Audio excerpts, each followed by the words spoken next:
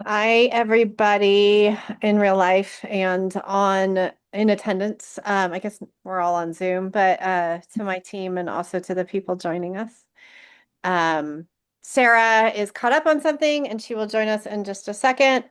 But I think I have the cutest background in my hotel room in Charlotte that there is because this fine gentleman will be joining us for our call today. Um, we are talking about AI today, which of course is interesting because as hosts, we used AI to get to this place. Like, how do we organize this? How do we promote it? How do we come up with the questions that we're going to talk about? How do we do all these? We used AI and I used it by AI in a certain way to get there. But, so AI, it's part of our life. It's part of any efficient organization's world anymore. And it is coming up in the employment of it as well. And so um, we're starting to see it show up in litigation. We're seeing it in evidence in the way people engage with each other and the way policies and procedures are drafted and used and sort of all of the things. Like there's no denying that this is a part of our life as much as oxygen or anything else. And so that's what we're going to talk about today is this thing that I don't think any generation that we will know of or that we will see will get away from. So let's kind of jump right into it. We're going to try to hit as many of these questions as we can. There's so much to cover. But my hotel room is ringing. I'm going to step off after I ask this question and punt it to you, Amber. But what's the one AI rule that every employee just absolutely needs to follow no matter what? Sure. So if it's not yours to share, don't put it in AI. So, that means HR matters, compensation, medical information, customer data, contracts, internal strategy, anything that's confidential or sensitive.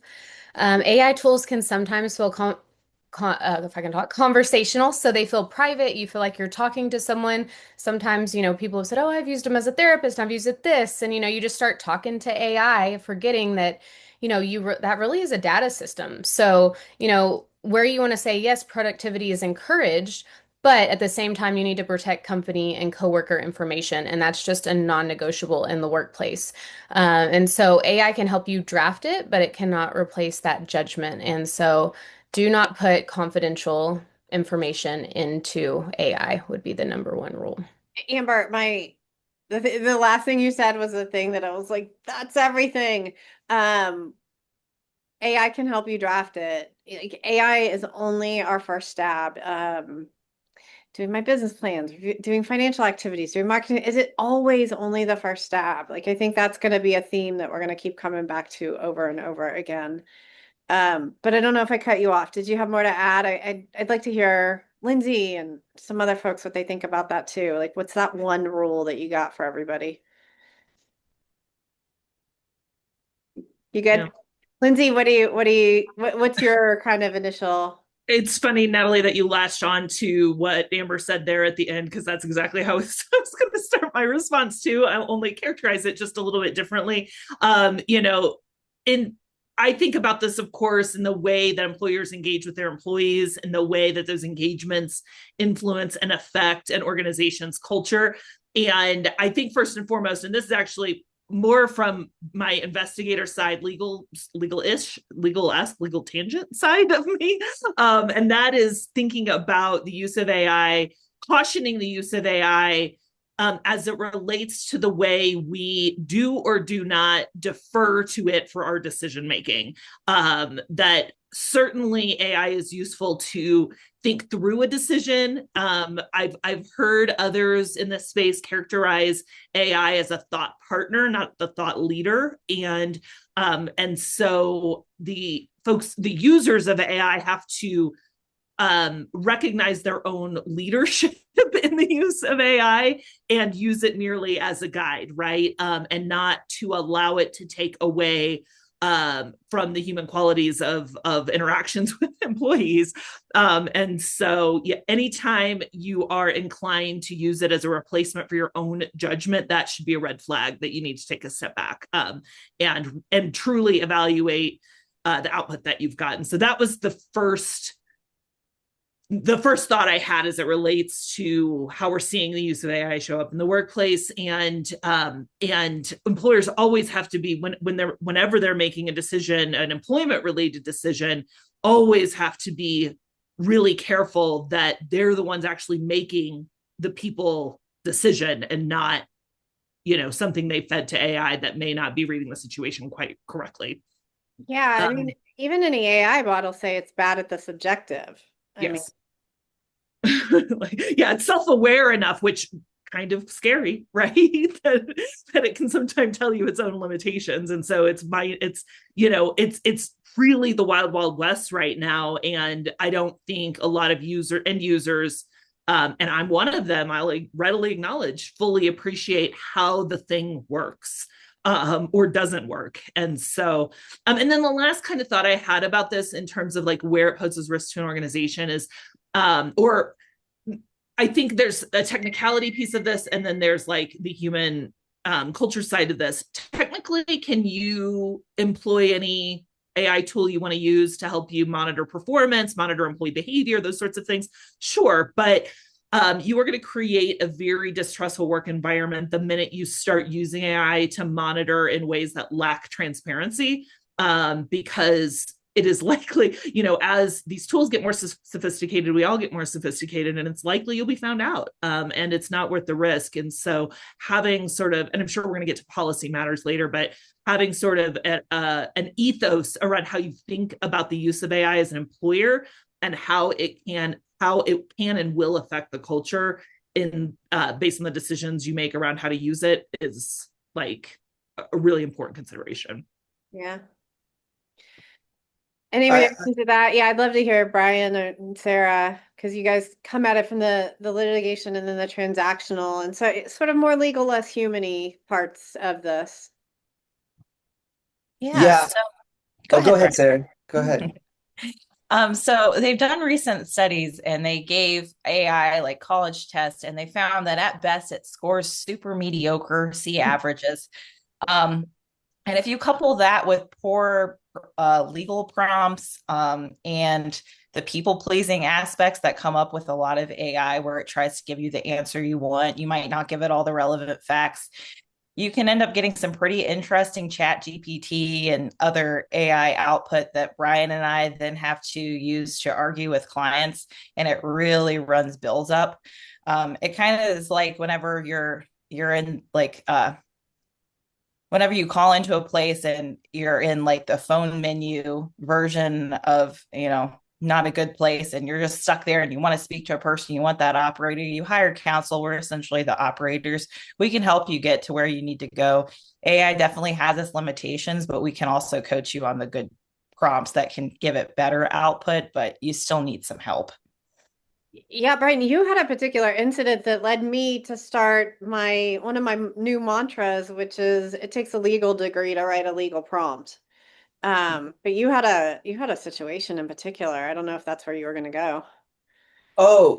Yeah, I've had a few of these kind of situations come up, and oftentimes, as Sarah mentioned, when AI is agreeing with you, and if you engineer a poor prompt, like for example, if you start your prompt with what are the steps after a reversible error, you've made an assumption that it's a reversible error, and that's a legal determination. And if that's not the correct determination, or if there is some gray area to that determination, then you're getting a whole line of thoughts based on a misunderstood premise and a wrongful assumption.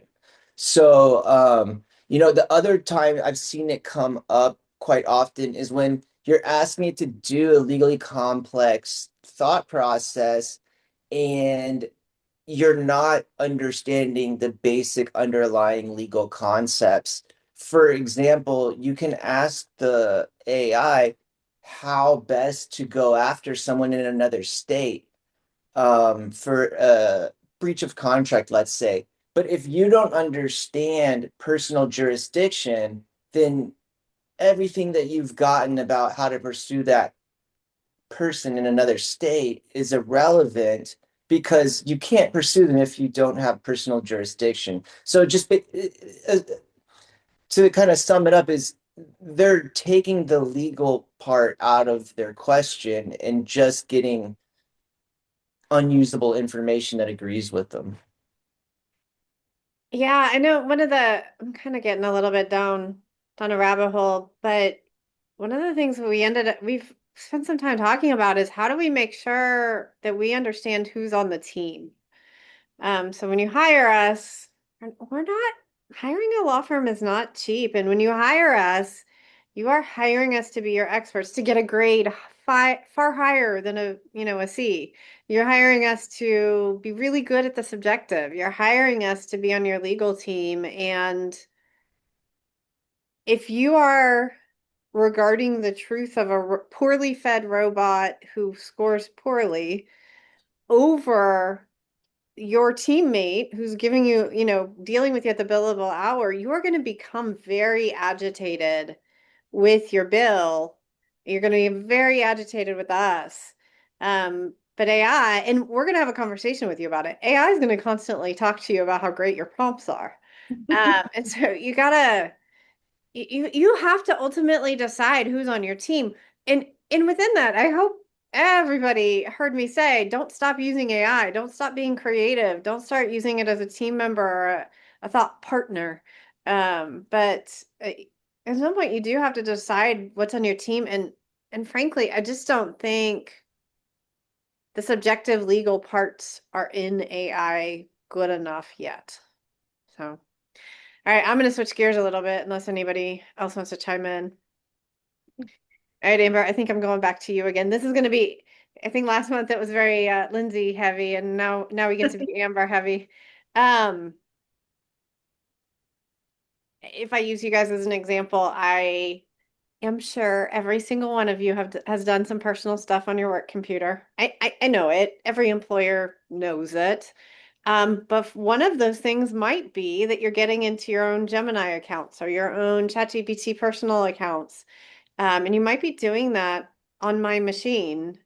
What, Amber, can I be thinking about if I'm an employer? And I know darn well my employees are also using that equipment and those servers and those, all of that to access other accounts, other personal accounts with my equipment.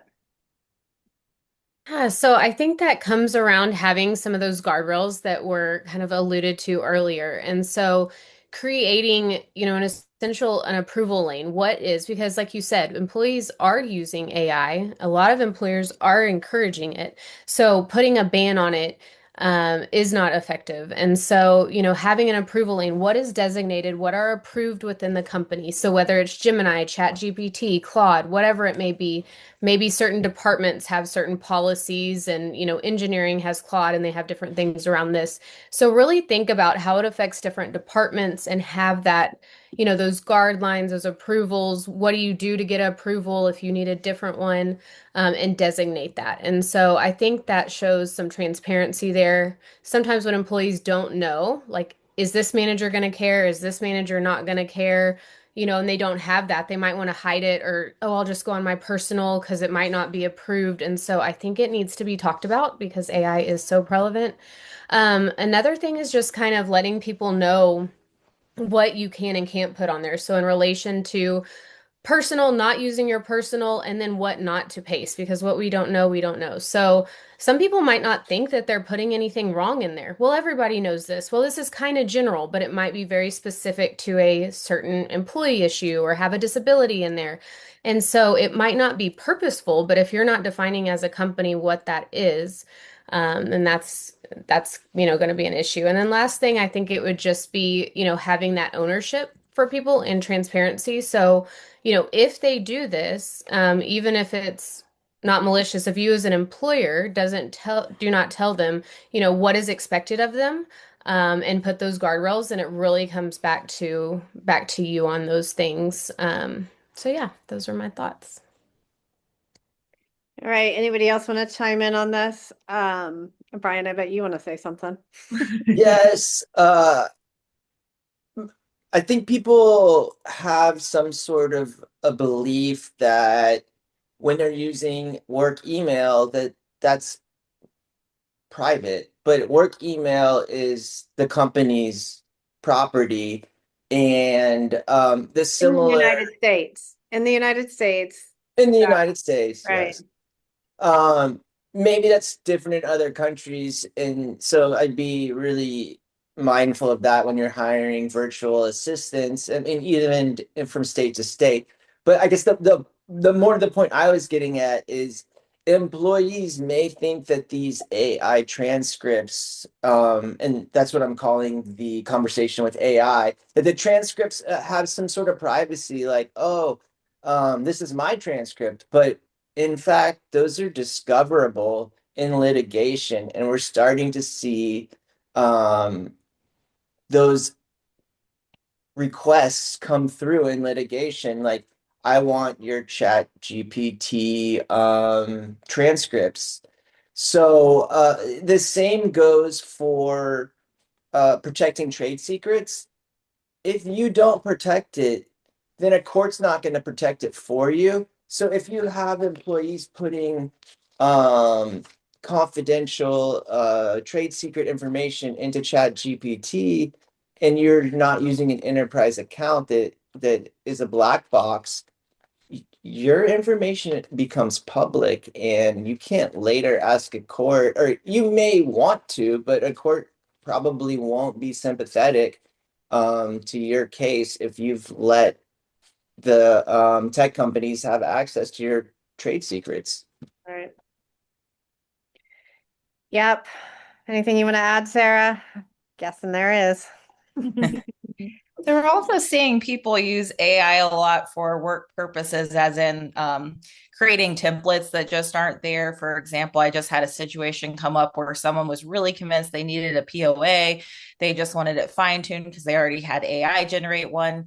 And then we talked about their situation more and realized they just needed corporate resolutions and a POA wasn't appropriate. But that was another situation where they were just using a wrong prompt. They got a wrong template. We helped them fix it.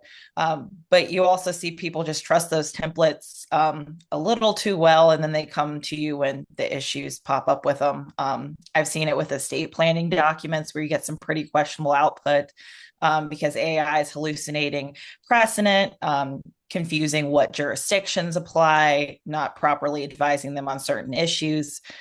And yeah, it's just not there with legal templates. Yeah, I think that's right. I think within one or two statutes of limitation, our litigators are, I mean, I think it is going to be in less than 5 years that people start holding themselves out as AI litigation experts. Oh, I would imagine. Yeah. I practice in AI doing this to me, or I practice in, I trusted AI and this bad thing happened, and they're going. I think that is going to be a label that within a statute of limitations or two is going to start being a designation. Almost like GPS driving you off a cliff. No, now I have that image of Michael Scott.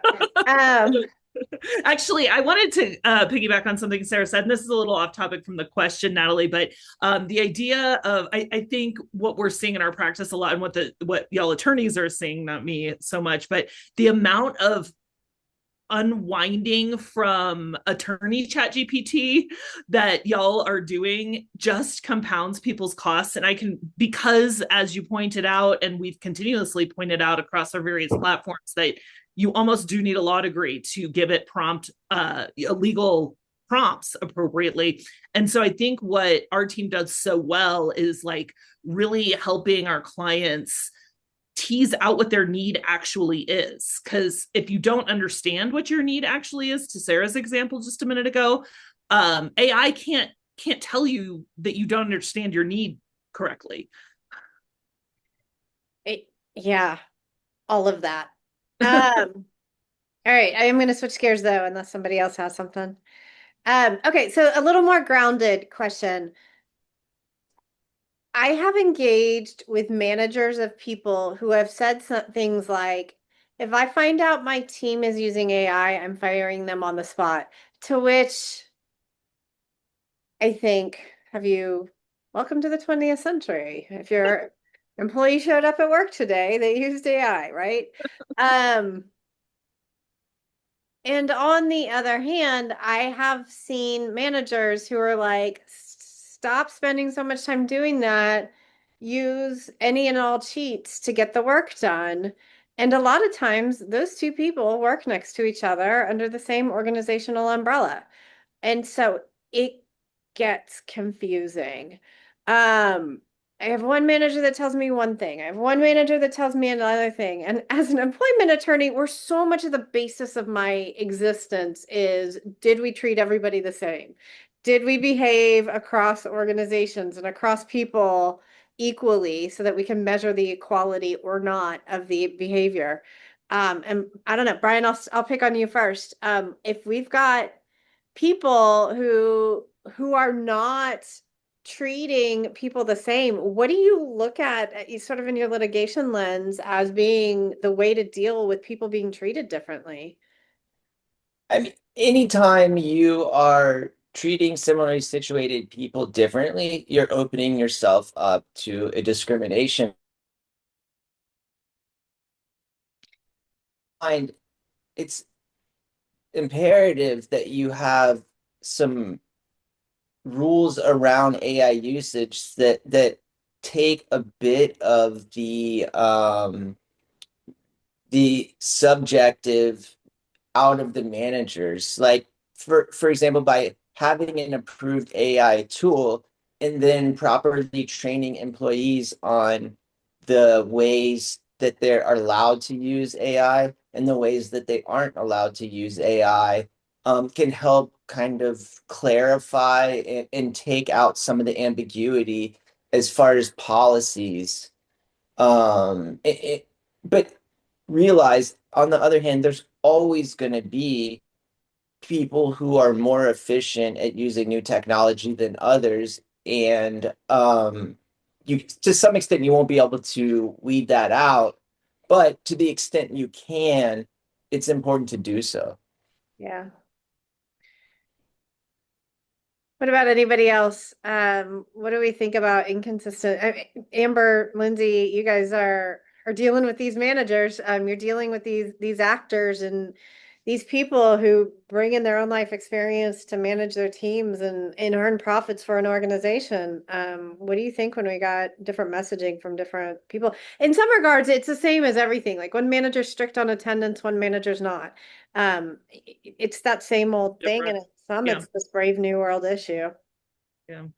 Well, it brand new world issue, but same all at the same time in some Right. regards, right? It's just a new way to express. It's a new opportunity for managers to be inconsistent and create circumstances by which employees will generate complaints. And so I think even just recognizing that it is part of that landscape now is really important for employers, because I think anytime we have new technology, new anything in organizations, there's a tendency to set it aside as special in some way, or it's different from all these other practices that we've got for some reason. And it's really not in that regard. And so, being on the front end of it, not only with regard to policy and guardrails, like Brian and Amber have talked about, but managers can only enforce that policy consistently if you tell them how to do that. And so any new policy like this also has to come with robust training, whatever that looks like, but it has to be developed in accordance with your policy so that all of the managers get the same message and guidance and not just handed a sheet with what the policy is. What do you think, Amber? I agree. I was thinking training that was on the forefront because I feel like that would be a leadership. Really, what we're talking about is a leadership issue here. And I also think sometimes things look scary, and so they're like, we're just going to ban it because employees won't use it right. Or, and so really training people, I think people get more comfortable. There's predictability there. That's kind of what comes up with all of that training. So absolutely agree with Lindsay. I think that's extremely important here. Yeah, something that's occurring to me as you two talk is you saying, talking about the fear of it, and so just banning it as a reaction. There is no training anyone, any organization or manager can roll out for 2026 training that is going to speak to 2028 training. And if you set yourself up that I want to do training one and done, you're gonna fail. We don't know what AI looks like in the workplace in 2 years. Uh, you only have to do as good as you can do in 2026. That is the expectation, and but that is also the level that gets you a good result, right? Hey team, this is what we know about AI. This is the few decisions we've made in reaction to what exists in this moment. We don't know what we don't know. Let's keep talking about it. We'll train you again next year when we know more, and you do too. It Really an important point. Yeah, the head in the sand thing, I mean, in no part of life is it sticking your head in the sand a good idea. But in this one, this isn't something where if you don't get 2030's rules right in your training in 2026, you've screwed up. That's not how that works in the real world. That's not how it works in the workplace. The other consideration I would add to that too, Natalie, though, is because the technology is changing so rapidly, it might be the case that you need to consider training on a more frequent basis because of that to accommodate mid 2026 changes in AI, or maybe there's a dramatic development that couldn't have been anticipated by those of us not deeply in that space. And also thinking about the makeup of your workforce. If you have gone through dramatic growth and you've added a whole bunch of new people to your team and they miss that training, well, you don't want them learning organically from people who might not be enforcing it properly or behaving in accordance with the policy properly. And so that's another thing that employers need to be mindful of, is if there's substantial changes in the work, or maybe you just had a lot of turnover. That happens sometimes. And so being mindful of how to grab all those new folks as they come on board is really also important. Maybe it becomes part of your onboarding checklist. Yeah, and I don't think we keep saying training, and we're a bunch of people in a law firm talking about training, and you should totally hire us for your training. But we're not talking about spending $1 bazillion and in a bazillion hours. I'm just thinking we did an AI training and then we added an AI tool after that, and the training was here's a group communication. This is everything we know about it today. Let me know if there's a problem. We don't know. I can't train you about stuff on a tool that we only just rolled out and we don't know how to issue spot for. It doesn't have to be stop everything, everybody to go to a conference room and learn. It can be here's this micro learning. And I assume Lindsay wants to chime in and tell us how great micro learning is for adult workforces. Oh, without a doubt. It's how we learn best in the workplace, actually. It makes it more memorable. It makes it more, you'll get less resistance from, sorry, my cat has decided to join us. Makes for less, he's almost never here. Why now? And so I will champion the notion of micro learning significantly, especially in this kind of space where what we learn today in 15 minutes we might also have to relearn 2 months from now in 15 minutes. And so it makes it digestible, it makes it memorable, it makes it more in a busy fast-paced work environment, it makes it more accessible. And so thinking about what are the most important aspects of this tool and the way we use it that we need to convey, and how can we most efficiently convey it, and who are the best messengers are really what I would consider the top considerations as you think about what your training in this space would look like. All right, I don't see any questions on this, so I'm going to transition again. But I'm going to get, we keep starting at the ground and then getting big. I'm going to go all the way back down to the ground again. We have scenarios, and when a law firm tells you we are seeing this, it means it's costing clients money out in the workforce. We are seeing people do termination letters with AI. Those do not pass go. They go straight to Brian for litigation. And it's going to the agency work, but like those don't stay on my desk very long. They go straight to Brian, those termination letters.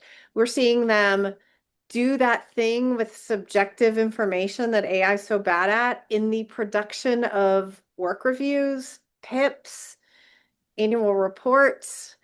We are seeing people, organizations, managers say, here's all the emails that I have from somebody this calendar year. Write them up for not communicating well. Um, who wants to chime in first on like on these issues? It's bad. Brian, what are you seeing in termination issues? Yeah, well, I think it's important for at least to have some sort of a framework around when you can use AI for these type of reviews or kind of like soft skills, is I would call them. And the key is that the manager is providing the facts. And AI is really, really good at helping you use a different tone or correcting your grammar for it's some people just don't feel as comfortable writing as other people. So the key is taking the actual facts from the manager and putting those into the AI and asking it not to add or make up any additional information, and you're getting a better output. um, and that's from a factual perspective. Now, you're still not going to get the employment attorney check off that there's no discrimination. This is not retaliatory. That's never, or at least never in this incarnation of AI, going to be its strength. But if you're taking your own facts and asking the AI to turn this into a paragraph, and you read what the AI spit out and it's the same meaning, that's probably okay. But I think that the keys are you input the facts and you review the output. With the caveat that you input the facts in a way that's consistent with best practices and your organization's rules. Because if I'm like, oh, I just need a tone correction, like I'm so mad. I know that, I have enough self-awareness to realize that if I have these big feelings, I shouldn't be writing. Like don't hit send when you're angry, right? But I'm gonna get ChatGPT to check my tone and like help me be professional. Um, I've still put the facts of the situation into AI even if it wasn't what I was focused on. I was focused on tone. It's still AI is still chewing on facts though. So yeah. Well, I think the important caveat to what I was saying is that you're anonymizing identifying information. Mm. I just assumed that that was a given, but that was probably a wrong full assumption. But I mean, we don't want to put confidential information into AI, or I've seen cases where I've gotten, email chains where managers are criticizing employees maybe about protected characteristics. So, I mean, if you're putting that into AI, then you're creating a litigation trail of the discrimination. And even if you ask AI to frame that in a non-discriminatory way, there's still evidence that you had a discriminatory intent. I had a case where a business leader had been approached by an employee saying, I'm taking a medication, I'm having a consequence of that medication. And the employer put that information into AI, said, your doctors must be lying to you and me because that is not a side effect of that medication, and this is what you should do instead. And then absolutely could not hear me say, you are making decisions for this employee based on your assumption of their medical situation, and that is inherently discriminatory. You're not wearing the hat of an employer when you're doing these things. Um, Also, like you don't know the rest of the medical file. Like this is also just silly. And Um, potential HIPAA issue. you think? I mean, it's bad. Amber, you probably want to Mhm. scream right now. What are you thinking right now as we talk about this? Yeah, I think AI can make so many have issues in regards to, overly absolute language. Always, never, consistently, legal conclusions, inconsistency. And I just really feel like you need a workflow there.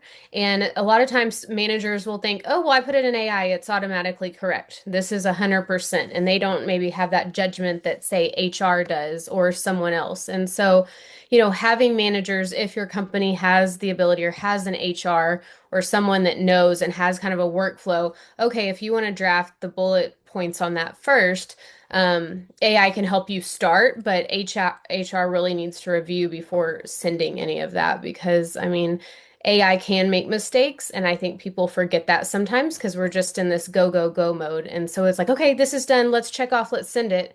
And you don't even really read it because AI did it and it was fast and it looks fine and the tone looks, but it's not, you're not reviewing it in a different mindset. Or maybe you don't have the right knowledge to make judgment calls for that document. What do you think, Lindsay?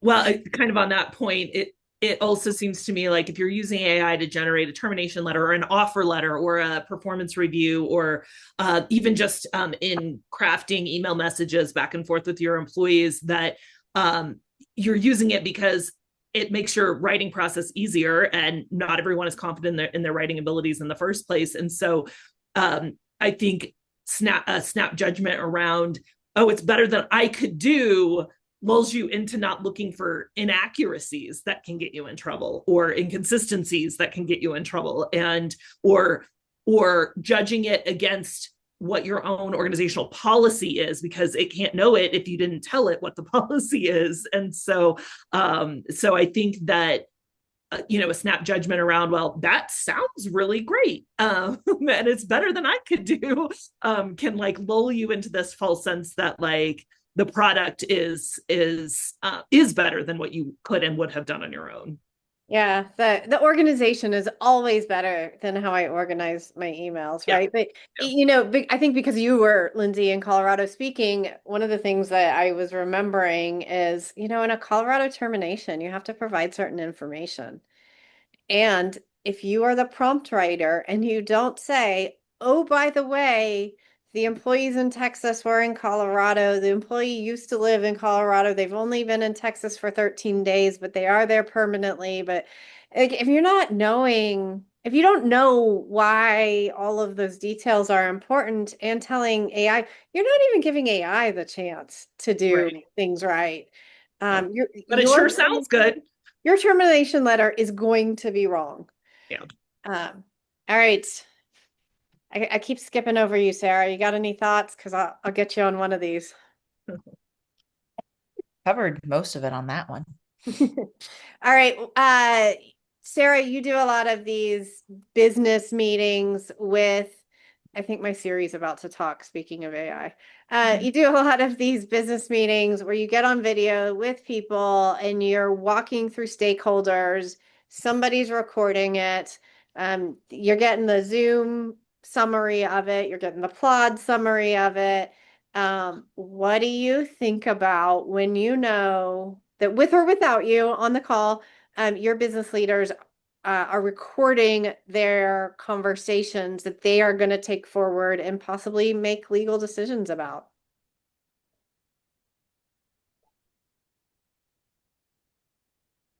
My internet skipped out. Was that one for me? Sure it did. Yeah, that's okay. I'd love to hear your thoughts, but if anybody else wants to cover for her when she freezes, that's awesome too. Yeah, no, that's okay. I just didn't hear the name part.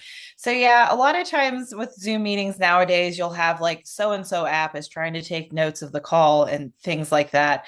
That usually is a good opportunity if you're not the one that invited this note taker to have a conversation at the beginning. Just say, hey, is it okay if this note taker app that I use for XYZ purpose is entered into the meeting? You can have a conversation about it and get that consent component, which is really important whenever you're dealing with a lot of different states, which is just the legal reality nowadays with any kind of business interaction.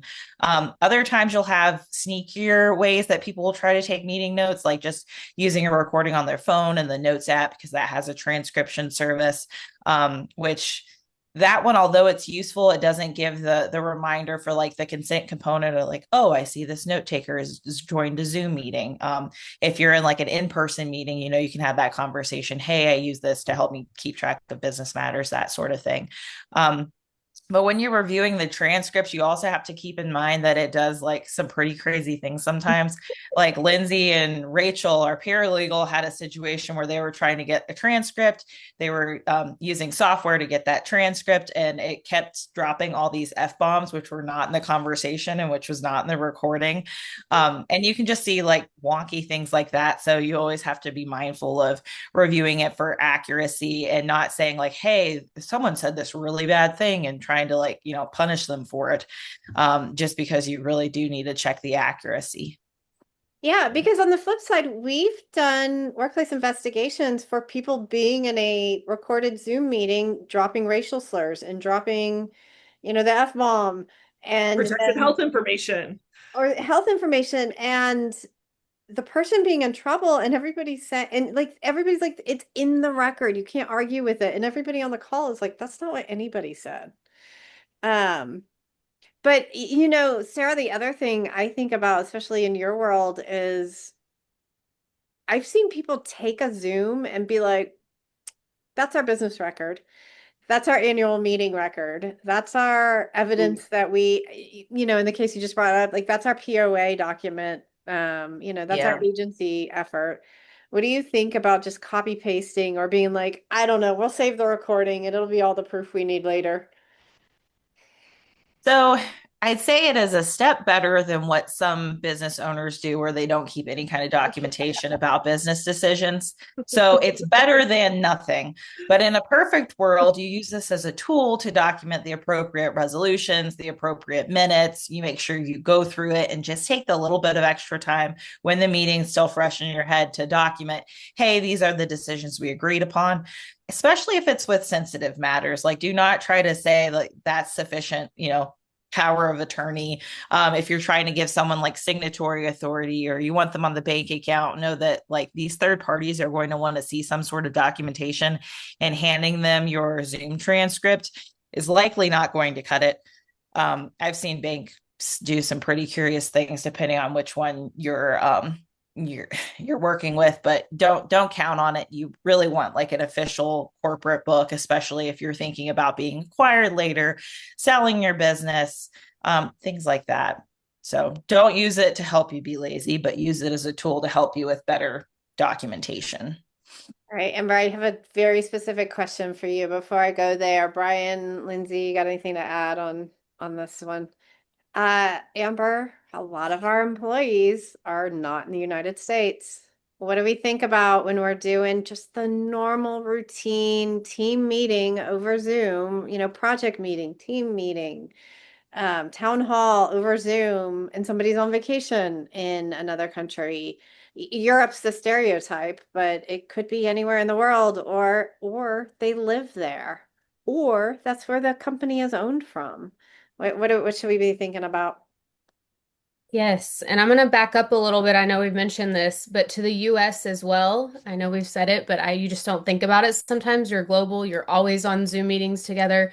I forget you're in Wyoming, you're in Colorado, where it just all seems like we're here. So keep in mind too, there's two-party consent states, one-party consent states. Some states are extremely, California being one of them, extremely more strict on the laws. And so please keep in mind, even though we're in the US, there are rules against the state line. So the safest is just to say we're recording this meeting, things like that. So just keep that in mind. And then back to your original question about global employees, you're absolutely right.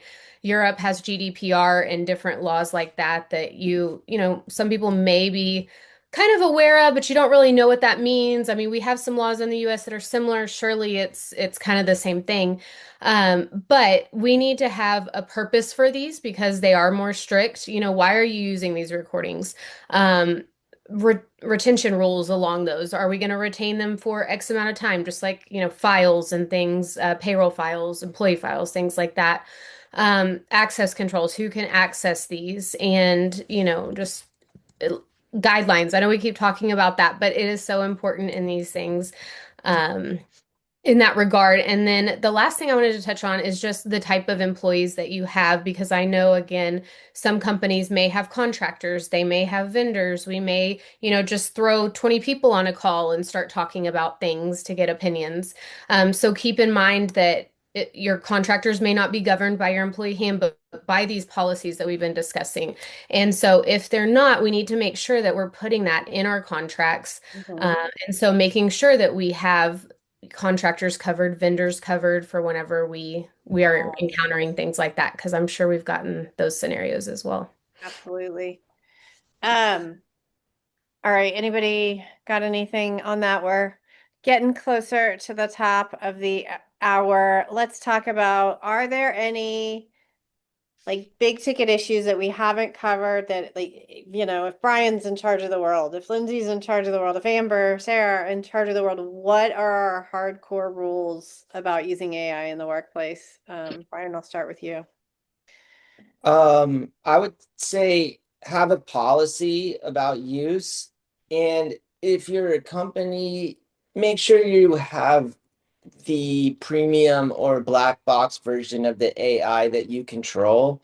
Um, that's It's not that expensive. in the long run, it's far cheaper. The long run, it's way cheaper than you are, Brian.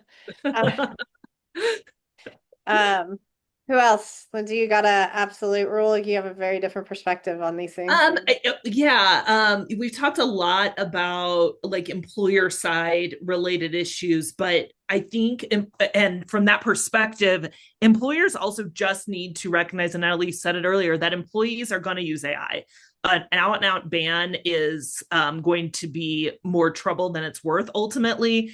And to that end, just having an awareness that just as much as employers are using it for writing policy or guiding performance reviews or what have you, employees are going to do the same thing. We see it a lot in the investigation side, in terms of employees using AI to craft their complaints that they file with their employer, that they file with various enforcement agencies.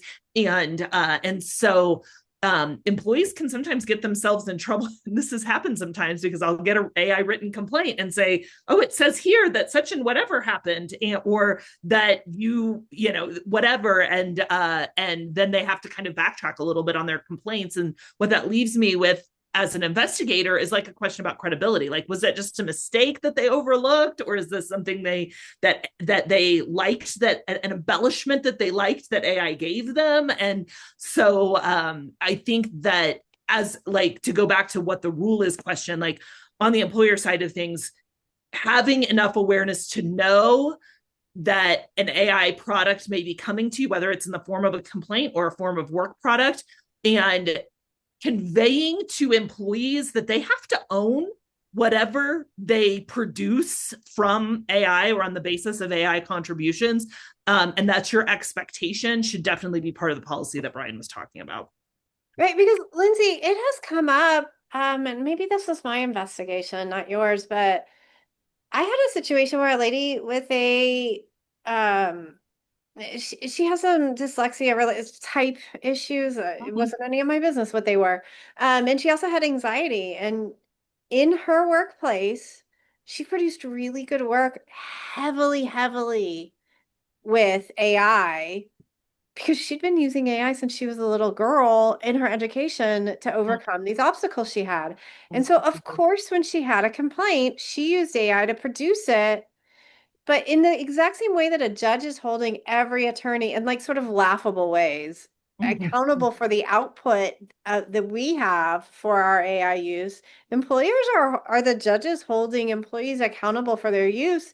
And it was really profoundly interesting to me to engage with this woman who had been using, low-level versions of AI her entire literary life. Like, as long as she knew how to read, she'd been doing it because she had these impediments. But she's like, no, more to an extent than anybody I ever know, I own these. Like, I own these words.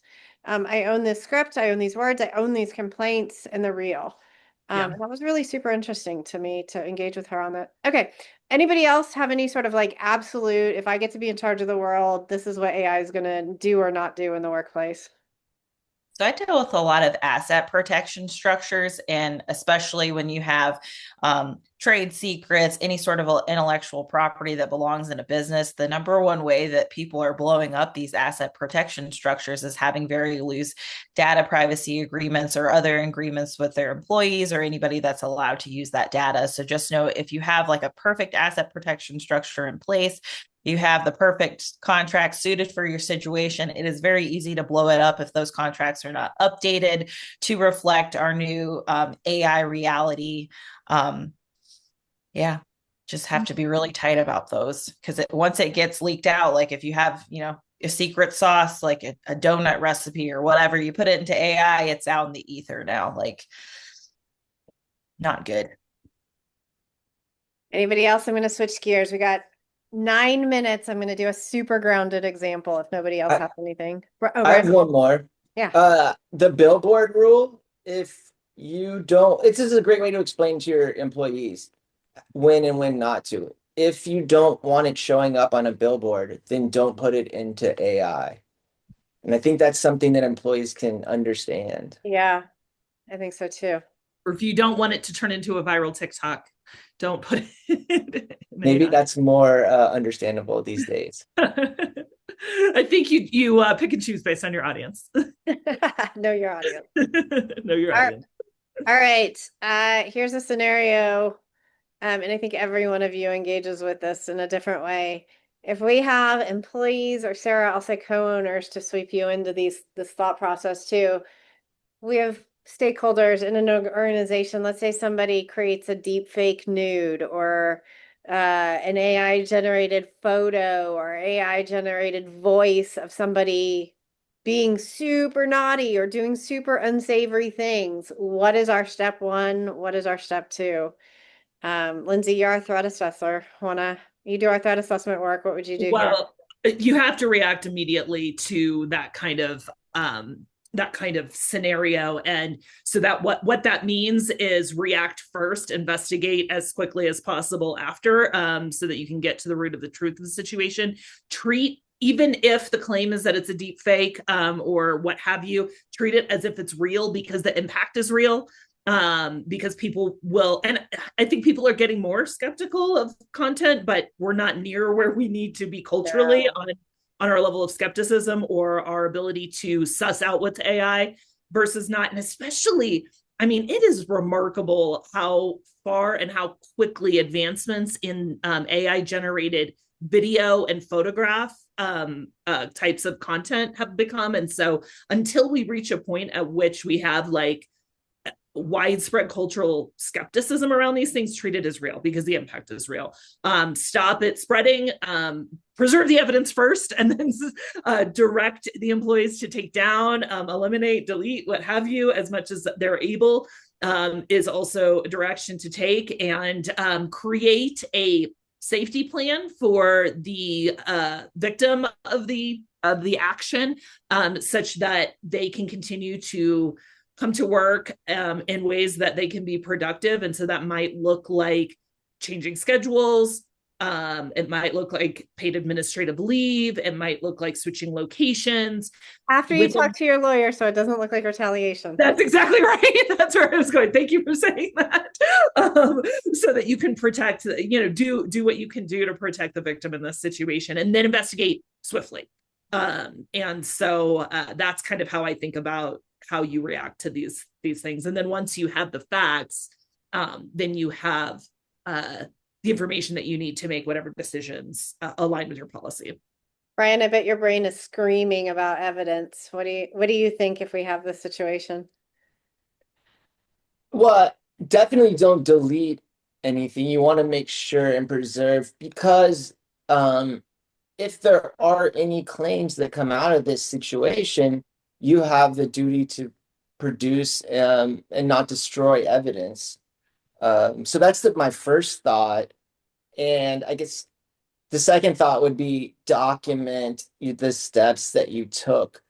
If you don't write it down or record it somewhere, later to say that you've done these things might not mean a whole lot. So document the steps that you did to investigate.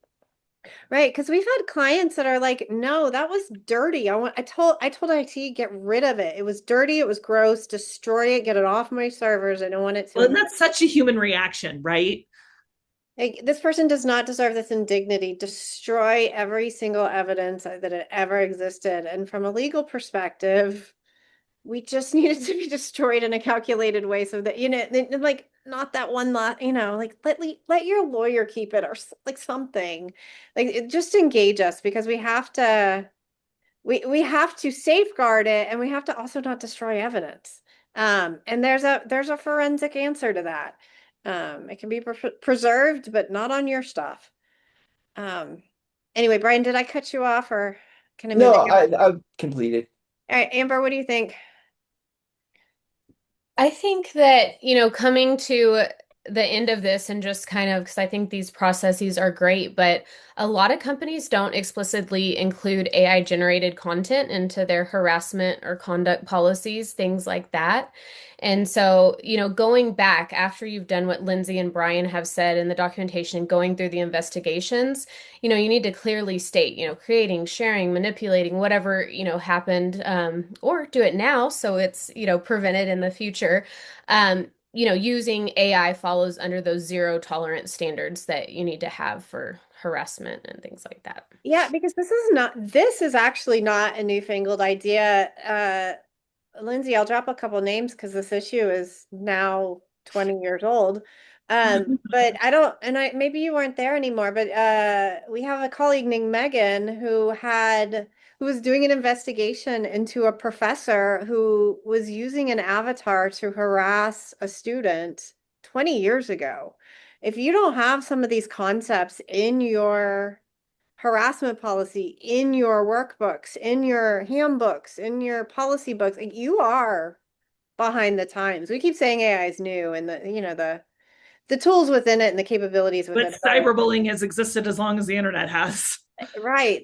Like, the harassment component of it in particular is ages old. Empires have risen and fallen in the time that cyberbullying has existed. Sarah, this isn't particularly on point in your world that I'm thinking of. Are you thinking about anything here with this as it lands in your practice? Yeah, so I was thinking about the Texas Responsible Artificial Oh, Intelligence Governance Act that was enacted January 1st. So this actually establishes intent-based liability for AI misuse. And one of the stated examples of AI misuse in this law is actually deep fakes.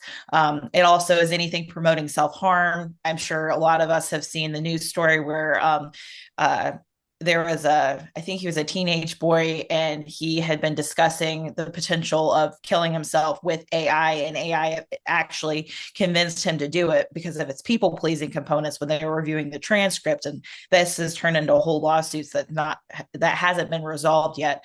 But those situations have prompted state legislators to look at this. And the Texas law is based off of Colorado, who I think was the first in the US to do it. The EU has also enacted a similar law. And so in the case of Texas, if you misuse AI, the Texas Attorney General will actually go after you for it. Civil penalties up to 200,000 have been authorized right now per violation, and how they define violation is, let's just say you can get dinged a lot of times just in the course of like your standard cyberbullying or circulating like a deep fake of a nude at work or anything like that. Yeah, so it's new territory, but a lot of Texas, I was proud of Texas for picking it up pretty early on. And keep in mind the Texas law does preclude private lawsuits on the matter. So it becomes you're dealing with the state government, and yeah. It makes it real hard for us to keep you safe if you're only allowed to deal with the government. Mm-hmm. All right, well, that's perfect timing, you guys. Thank you, everybody. All the participants that didn't get to say anything. I didn't see any questions. You guys are always welcome to ask questions, but thanks for joining us just the same. And thanks to my team for always taking this time out to have these conversations and bring information to the community and share with each other in this way. So Yeah, fun anyway, chat. thanks for having lunch with me, you guys. Talk Bye. soon.